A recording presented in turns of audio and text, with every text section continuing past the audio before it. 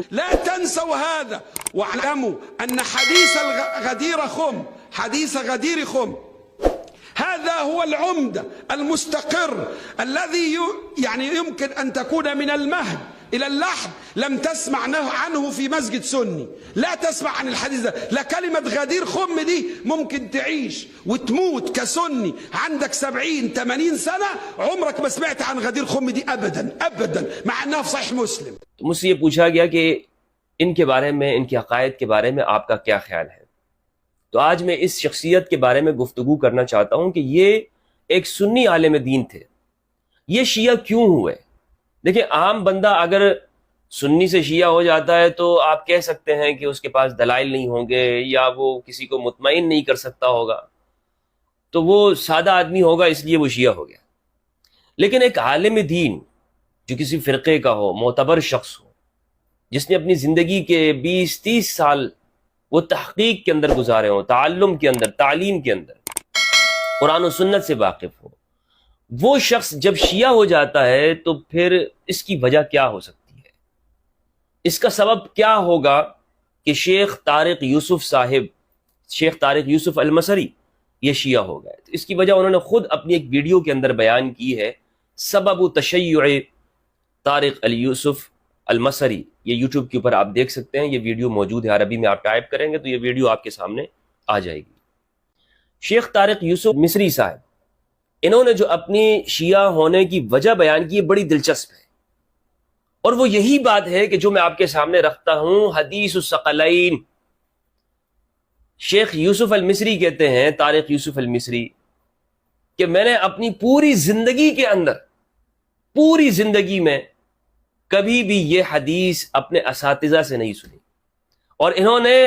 لوگوں کے سامنے کھڑے ہو کر مثال بیان کی کہ اگر تمہاری زندگی کے 100 سال ہیں نا، تو 98 سال کے اندر تم نے کبھی بھی اپنی سنی مسجد سے یہ حدیث غدیر خم نہیں سنی ہوگی۔ یہ بات انہوں نے کی کہ جب میں نے ان چیزوں کو پڑھا تو مجھے حدیث الثقلین معلوم ہوئی، اور یہ سارے اختلافی مسائل ایک ایک کر کے مجھے سمجھ آنے لگے۔ ایک مثال انہوں نے اس مقام پر دی ہے، انہوں نے کہا کہ مثال کے طور پر کہ حضرت عمر رضی اللہ تعالی عنہ وہ حج تمتع اس کے قائل نہیں تھے بلکہ منع کرتے تھے، جبکہ یہ تمتع کا جو حج ہے یہ قرآن میں صراحتاً موجود ہے، صراحتاً واضح آیت ہے قرآن مجید کے اندر، اور حضرت ابو بکر کے زمانے میں ہوتا تھا، صحابہ کرام نے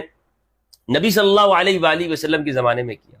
اور عمران ابن حسین رضی اللہ تعالیٰ عنہ کی روایت ہے، صحیح بخاری کی روایت ہے، عمران ابن حسین فرماتے ہیں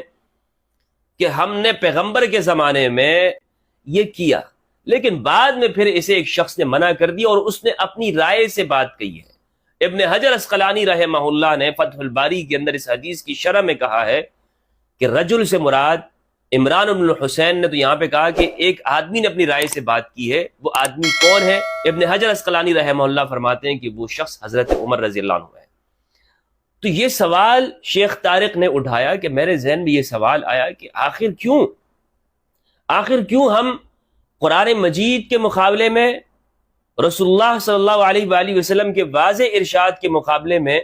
ہم کسی اور کا قول لے لیں؟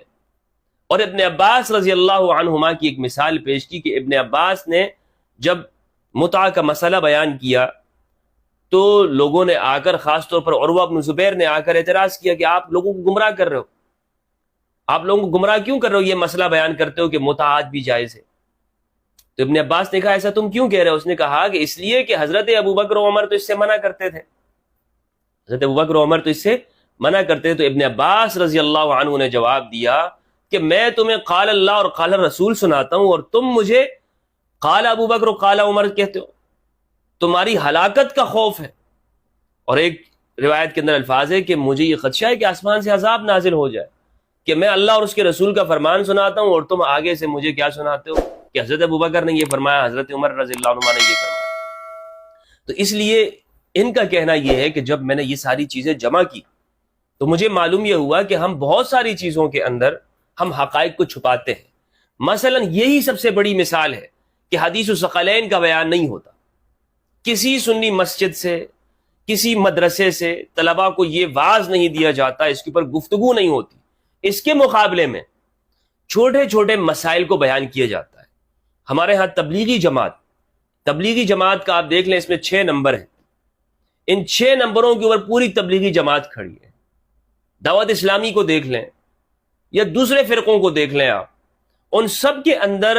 آپ کو بتایا جائے گا کہ جناب آپ نے یہ لباس پہننا ہے، یہ حلیہ اختیار کرنا ہے، اس طرح چلنا ہے، رستے پہ چلنا ہے تو یوں سر جھکا کے چلنا ہے،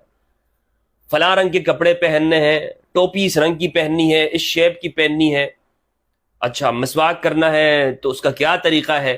ناخن کاٹنے ہیں تو پہلے کس انگلی سے شروع کرنا ہے اور پھر اختتام کس انگلی پہ کرنا ہے، کس دن کاٹنے ہیں۔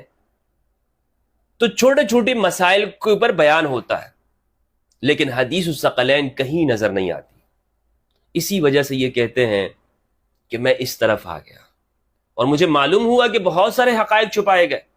یعنی اس بات کو میں کئی مرتبہ بتا چکا ہوں کہ یہ جو صرف حدیث الثقلین ہے نا، یہ بہت سارے حقائق سے پردہ اٹھا دیتی ہے۔ اس سے بہت سارے مسائل ہمارے سامنے آ جاتے ہیں اور عیا ہو جاتے ہیں، حقائق کھل جاتے ہیں۔ اسی لیے اس کو چھپانے کی کوشش ہوتی ہے۔ ایک دوسری وجہ انہوں نے یہ بیان کی کہ میں کیوں شیعہ ہوا ہوں۔ یہ کہتے ہیں کہ میں ایسا نہیں کہ شیعت کی طرف مائل تھا، وہ کہتے ہیں کہ میں شیعوں کے بہت بڑا مخالف تھا اور ان کو کافر سمجھتا تھا، جس طرح آج ہمارے ہاں متشدد اور متعصب شخص سمجھتا ہے۔ یہ کہتے ہیں کہ میں یہ سمجھتا تھا کہ یہ تحریف قرآن کے قائل ہیں، یہ حضرت علی کے الوہیت کے قائل ہیں، یہ اہل البیت کے الوہیت کے قائل ہیں، یہ صحابہ کو گالیاں دیتے ہیں وغیرہ وغیرہ۔ یہ ساری باتیں یہ کہتے ہیں کہ میں اس کا قائل تھا اور میں ان سے مناظرے کرتا تھا، لیکن پھر میں اس جانب آیا ہوں تو یہ تحقیق سے میں آیا ہوں۔ اور پھر انہوں نے اس کی جو وجہ بیان کی، دوسری وجہ وہ کہتے ہیں، ایک تو غدیر خم کا بیان کیا کہ غدیر خم کو یہ بیان نہیں کرتے، یعنی حدیث الثقلین کا بیان نہیں ہوتا۔ دوسری بات انہوں نے کہی کہ ہم نے دوسرے فرقوں کی نفرت میں، یعنی شیعہ کی نفرت میں بہت سارے جھوٹ ایسے بنائے ہیں اور انہیں ہم نے ان کی طرف منسوب کیا ہے کہ جب ہم نے اس کی تحقیق کی تو معلوم ہوا کہ ایسا کچھ نہیں ہے، یہ باتیں تو یہاں پر ہیں، ادھر تو ایسا کچھ نہیں ہے۔ اس لیے میں اس طرف آ گیا۔ تو اب ان کی زندگی کو، اچھا یہ ابھی جو ہے یہ امریکہ کے اندر ہوتے ہیں، نیو یارک میں، اور وہاں پر ایک مسجد ہے اولی الالباب، اس میں امام ہے۔ اور مصری حکومت جب یہ مصر میں تھے تو ان کی حکومتی وفد کے ساتھ انہوں نے حج بھی کیا، اور یہ بتاتے ہیں کہ میں نے 3 مرتبہ حج کیا، اور وہاں کے مصر کے حکومتی وفد کی جانب سے میں وہاں پر گیا تھا۔ اور ایک واقعہ بھی انہوں نے اپنی ایک ویڈیو میں بیان کیا ہے کہ میں کعبۃ اللہ کے بالکل سائے کے اندر تھا، اور وہاں پر ایک شیعہ نوجوان سے میری ملاقات ہوئی، تو میں نے اسے کہا کہ تم شیعہ لگ رہے ہو اور تمہارے یہ عقائد ہیں، یہ عقائد ہیں۔ تو اس نے پھر کہا کہ چلیں ہوٹل میں چلتے ہیں، وہاں ہمارے علماء ہیں، میں عالم نہیں ہوں۔ تو ان سے پھر کچھ گفتگو ہوئی، اور اس کے نتیجے میں میں نے پھر تحقیق کی، اور تحقیق کے بعد پھر میں اس طرف آ گیا اور شیعت کا اعلان کیا۔ انہوں نے اپنی ایک ویڈیو کے اندر کچھ سوالات بھی اٹھائے ہیں، جس کے اوپر اگر آپ اسے دیکھیں گے، اردو کے اندر سوشل میڈیا کے اوپر بہت وائرل ہے، گردش کر رہی ہے۔ اس حوالے سے بھی اگر آپ تحقیق کریں گے تو انشاءاللہ اگر آپ حقائق کی جانب پہنچنا چاہیں گے تو آپ پہنچ سکیں گے، کیونکہ اللہ سبحانہ و تعالیٰ کا یہ وعدہ ہے کہ جو ہمارے راستے کے اندر وہ سچائی کے ساتھ مجاہدہ کرتا ہے، کوشش کرتا ہے، تو ہم اس کے لیے اپنے راستے وہ کھول دیتے ہیں، ہم اس کے لیے اپنے رستوں کو واضح کر دیتے ہیں۔